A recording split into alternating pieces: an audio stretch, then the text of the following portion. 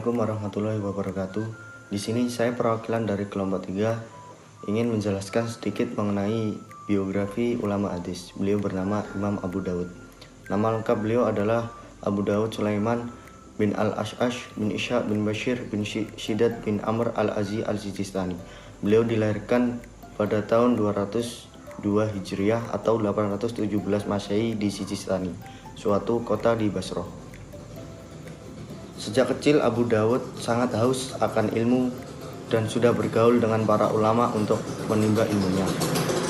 Mengawali perjalanannya, ia mempelajari Al-Quran dan literatur bahasa Arab serta sejumlah materi lainnya sebelum mempelajari hadis, sebagaimana tradisi masyarakat pada saat itu. Dalam usianya kurang lebih 20 tahun, beliau berkelana menimba ilmu ke Baghdad. Setelah dewasa, beliau melakukan perjalanan dari kota ke kota yang lain dengan intensif untuk mempelajari hadis. Beliau melakukan perjalanan ke Hijaz, Syam, Irak, Jazirah Arab, dan Khurasan untuk bertemu ulama-ulama hadis.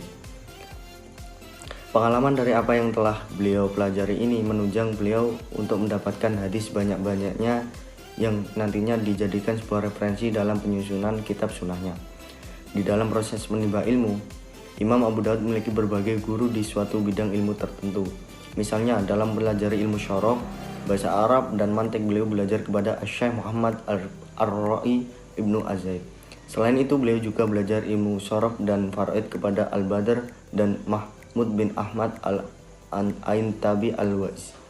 Lebih jauh lagi dalam bidang ilmu nahwu, beliau belajar kitab Al-Mufasil dan At-Tawdi serta Al-Tanqih kepada Al-Athir Jibril Ibnu Shalih Al-Baghdadi, yang merupakan salah seorang murid dari Al-Tuftazani. Beliau juga belajar kitab Al-Misbah kepada Khairuddin Al-Qasir dan Da'u Al-Misbah pada Du Al-Mud. Beliau juga mempunyai beberapa guru lain, diantaranya adalah Ahmad bin Hanbal Al-Qanabi, Abu Amr Ad-Dariri, Muslim bin Ibrahim, Abdullah bin Raja, Abu Al-Walid. Imam Abu Dawud berhasil meraih reputasi tinggi dalam hidupnya di Basrah. Setelah Basrah mengalami kegelisahan ilmu pasca serbuan Jardi pada tahun 257 Hijriah, Gubernur Basrah pada waktu itu mengunjungi Abu Dawud di Baghdad untuk meminta Abu Dawud pindah ke Basrah. Sejak itulah putra-putra khalifah menghadiri majelis taklim, duduk bersama orang umum, dan diberi tirai pemisah. Ulama yang pernah menjadi murid beliau yakni Abu Isa At-Tirmidzi, Abu Abdurrahman An-Nasai, putranya sendiri yakni Abu Bakar bin Abu Dawud, Abu Awana, Abu Sa'ad Al-Arabi, Abu Ali Al-Lu'i, Abu Bakar bin Dasa, Abu Salim Muhammad bin Sa'id Al-Jaldawi, dan lain-lain. Setelah mengabdikan hidupnya untuk melayani umat, mengajarkan hadis-hadis Rasulullah, menyebarkan dan mengamalkannya kepada orang banyak, akhirnya Imam Abu Dawud pun tutup usia. Beliau meninggal pada tanggal 16 Syawal 275 Hijriah di Basrah, Irak. Beliau mencapai usia 73 tahun. Sholat jenazahnya sendiri diimami oleh Imam Abbas bin Abdul Wahid Al-Hashimi. Sekian dari saya. Wassalamualaikum warahmatullahi wabarakatuh.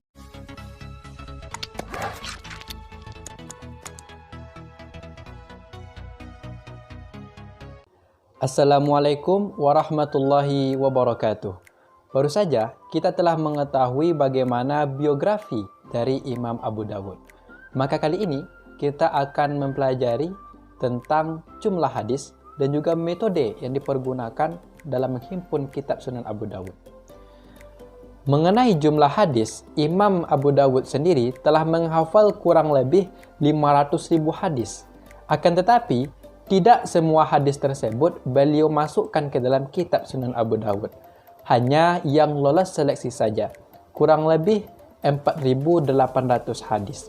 Ada juga sebagian ulama lain mengatakan 5.274 hadis. Hal ini dapat diketahui dari surat yang beliau kirimkan ke penduduk Mekah.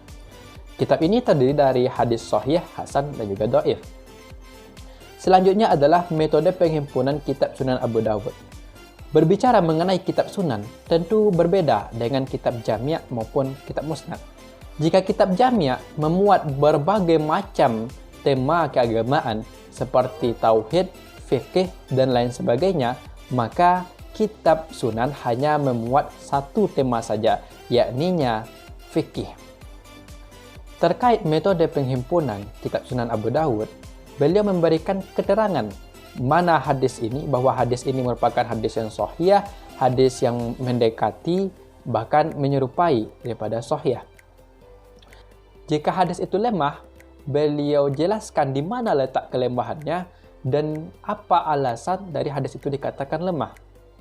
Yang perlu dicatat, Imam Abu Dawud tidak memasukkan hadis yang betul-betul telah disepakati oleh para ulama untuk ditinggalkan. Jika hadis itu mungkar, maka beliau katakan hadis itu mungkar. Dan apabila tidak dijelaskan, maka hadis tersebut merupakan hadis yang sahih. Mengenai cara penulisan dari kitab Sunan Abu Dawud menggunakan haddasana, ini menunjukkan betapa hadis itu berkualitas dan juga dapat dipertanggungjawabkan. Imam Abu Dawud juga dikenal orang yang sangat ketat dalam menyeleksi hadis-hadis. Hadis-hadis yang telah lolos seleksi, beliau kelompokkan ke dalam 35 kitab. Tiap kitab memuat tema-tema tertentu, dan tiap kitab juga memiliki beberapa bab yang nantinya akan menjelaskan tema tersebut. Mungkin hanya sekian yang dapat saya sampaikan. Lanjut ke pemateri selanjutnya. Terima kasih. Wassalamualaikum warahmatullahi wabarakatuh.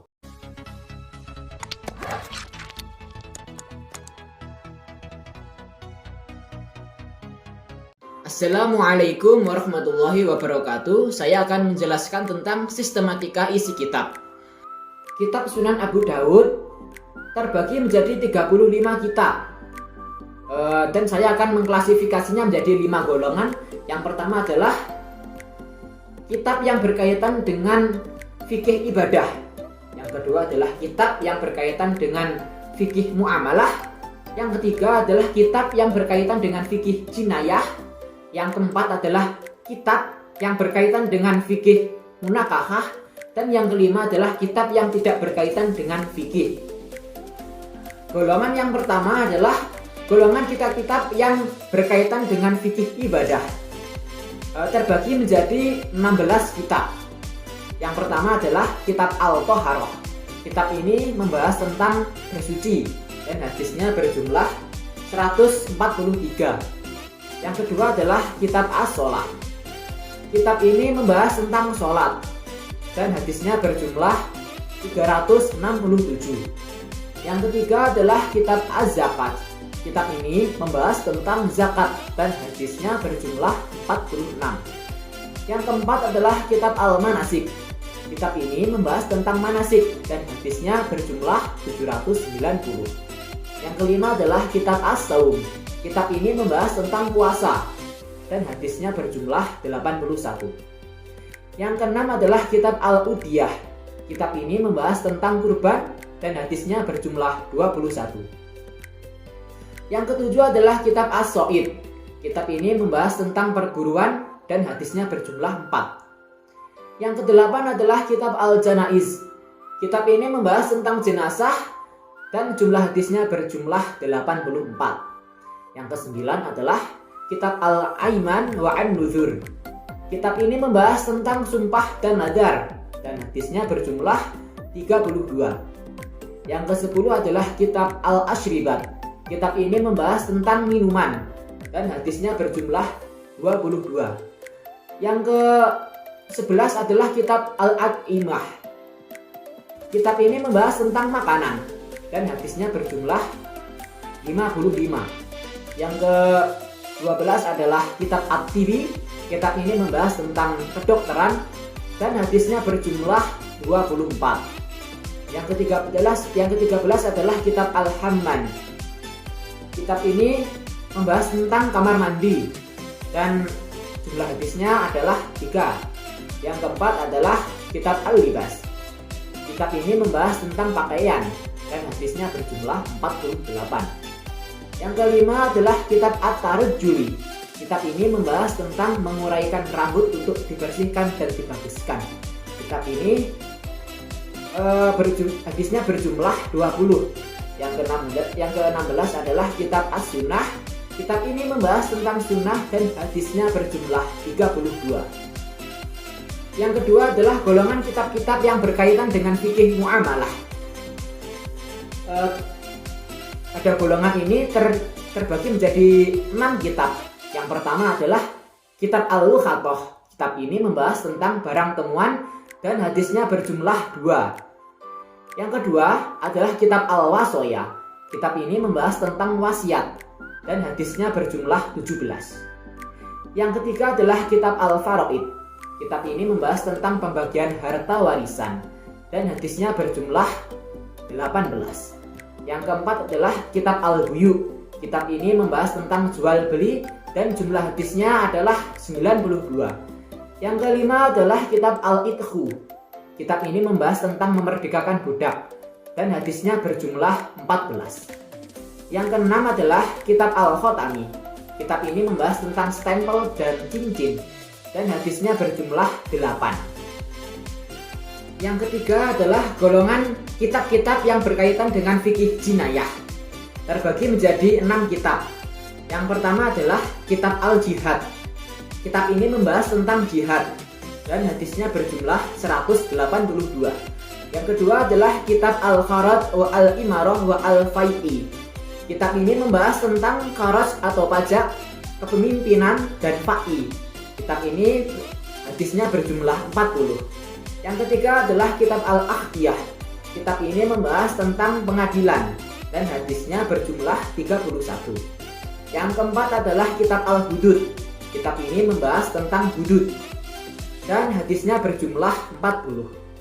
Yang kelima adalah kitab Al-Diyat. Kitab ini membahas tentang diyat dan hadisnya berjumlah 32. Dan yang keenam adalah kitab Al-Malahim. Kitab ini membahas tentang peperangan yang agung dan hadisnya berjumlah 18. Golongan yang keempat adalah golongan kitab-kitab yang berkaitan dengan fikih munakahah dan terbagi menjadi 2. Yang pertama adalah kitab An-Nikah. Kitab ini membahas tentang nikah dan hadisnya berjumlah 49. Yang kedua adalah kitab At-Tolaq. Kitab ini membahas tentang talak atau penceraian dan hadisnya berjumlah 50. Yang kelima adalah golongan kitab-kitab yang tidak berkaitan dengan fikih. Terbagi menjadi 5. Yang pertama adalah kitab Al-Ilmu. Kitab ini membahas tentang ilmu dan hadisnya berjumlah 13. Yang kedua adalah kitab Al-Huruf wa Al-Qiraah. Kitab ini membahas tentang huruf dan bacaan dan hadisnya berjumlah 1. Yang ketiga adalah kitab Al-Fitan wa Al-Malahim. Kitab ini membahas tentang fitnah dan peperangan dan hadisnya berjumlah 7. Yang keempat adalah kitab Al-Mahdi. Kitab ini membahas tentang Imam Mahdi dan hadisnya berjumlah 1. Yang kelima adalah kitab Al-Adab. Kitab ini membahas tentang adab dan hadisnya berjumlah 181.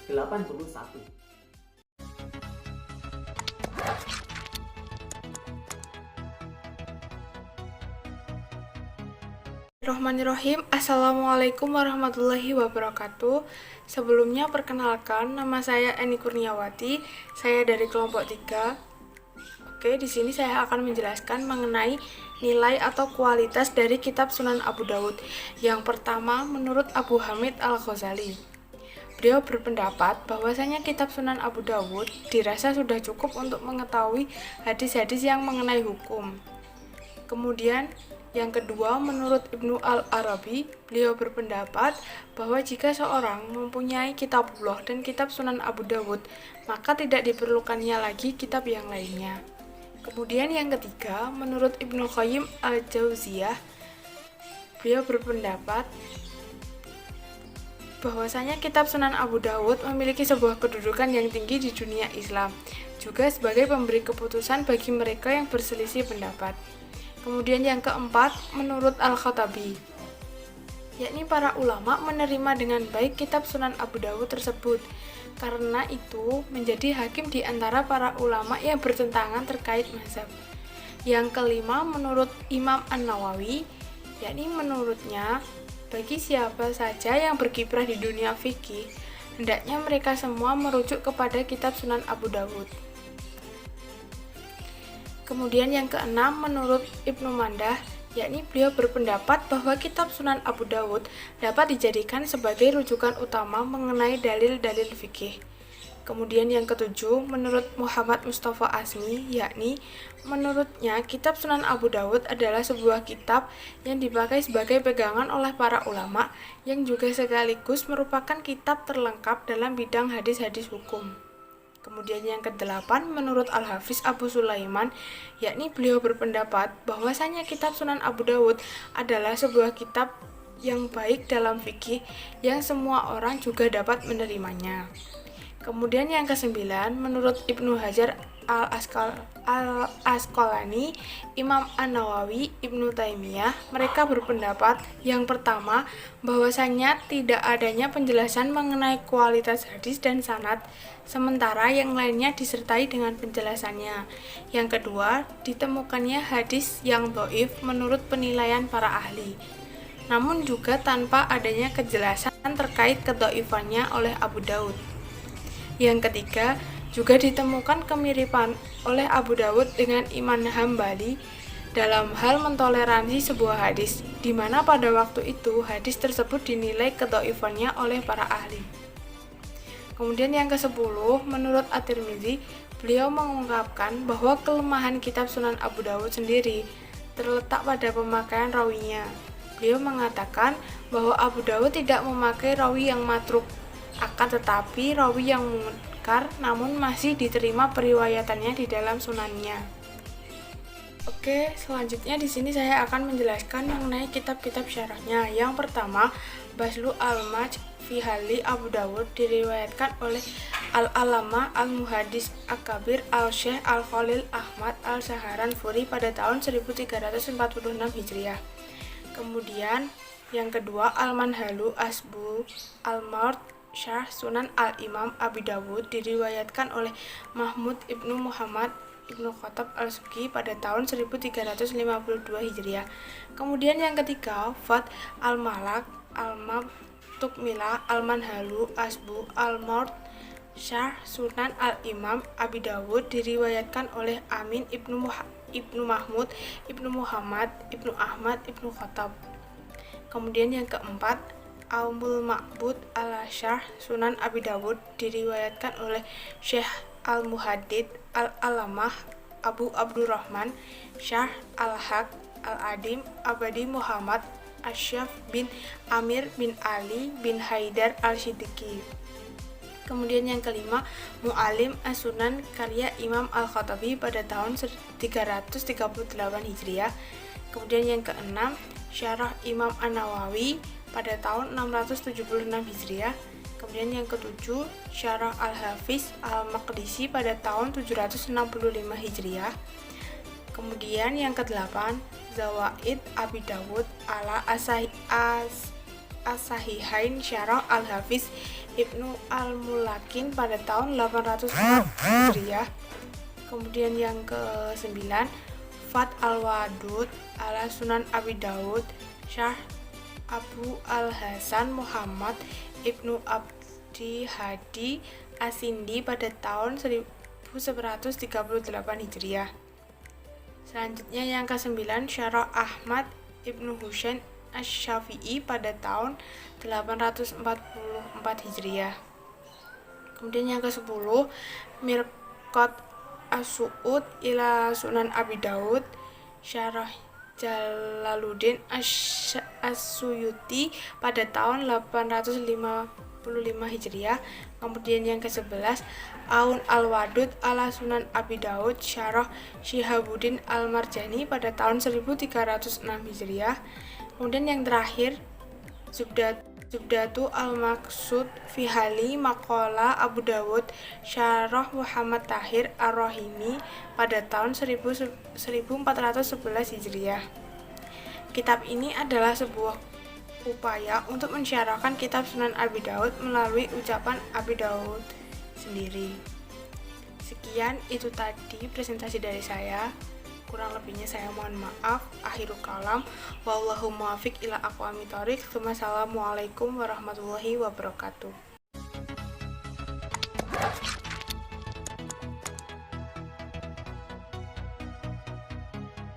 Assalamualaikum warahmatullahi wabarakatuh. Di sini saya Amanda Putri akan sedikit menjelaskan tentang karakteristik kitab Sunan Abu Daud. Ada beberapa karakteristik atau ciri utama yang terdapat dalam kitab Sunan Abu Daud. Di antaranya adalah yang pertama, sesuai dengan nama kitab Sunan yang menunjukkan arti bahwa materi hadis yang dimuat di dalamnya adalah banyak yang berhubungan dengan masalah hukum.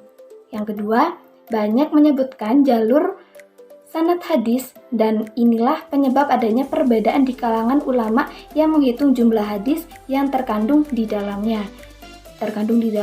kitab Sunan Abu Daud. Yang ketiga, Abu Daud sangat memperhatikan terhadap otentisitas matan-matan hadis. Upaya ini dilakukan dengan menyebutkan jalur sanadnya, lafadz yang dipertentangkan, dan juga menjelaskan tambah-tambahan lafadz dalam matan hadis. Yang keempat, hadis yang disebutkan dalam setiap babnya tidak banyak atau jumlahnya sedikit. Yang kelima, terkadang Abu Daud meninggalkan sanad hadis yang sahih menurut kualitasnya, tetapi juga dimuat dalam kitab hadis yang ditulisnya, karena hal ini sebagai upaya mencari kesahihan suatu hadis. Yang keenam, Abu Daud juga tidak banyak memberi penjelasan dan komentar tentang hadis-hadis yang sedang diperdebatkan oleh para ulama. Hal ini dapat dikatakan juga sebagai pesan dari Abu Daud agar lebih meneliti kembali hadis-hadis tersebut. Yang ketujuh, Abu Daud memuat atar-atar sahabat di dalam kitabnya dalam jumlah yang relatif kecil. Namun, Abu Daud juga membandingkan dengan atar para sahabat yang dianggap atau menurut penelitian beliau memiliki bobot atau akurasi yang lebih kuat. Selanjutnya yaitu kelebihan dan kekurangan.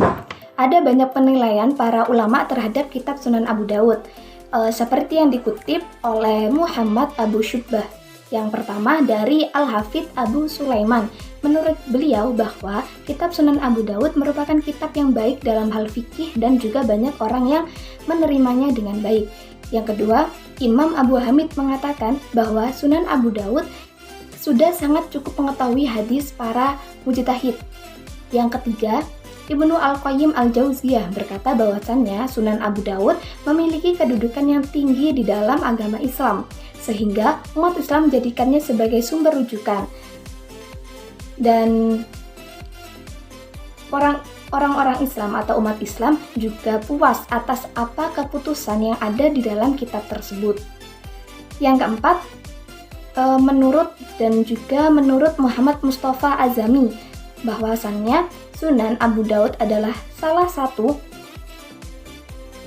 kitab pokok yang terlengkap dalam bidang hadis-hadis hukum yang menjadi pegangan oleh para ulama dan juga cukup sebagai pegangan para mujtahid.